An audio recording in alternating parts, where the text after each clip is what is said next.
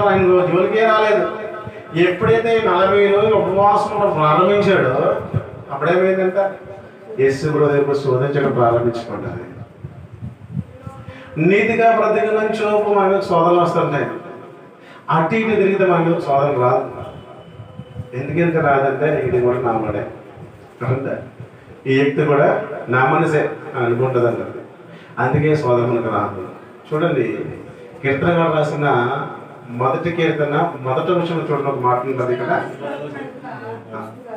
చదవండి. మొట్టమొదట చదవబడిన మాట దుష్టుల ఆలోచన చెప్పిన.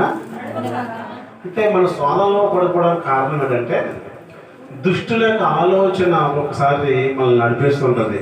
అందుకే శోధనలో మనం పడిపోతుంటాం. ఎంత గొప్ప భక్తులైనా సరే, ఎంత గొప్ప ఆత్మీయ జీవితంలో ఉన్న మనుషులైనా సరే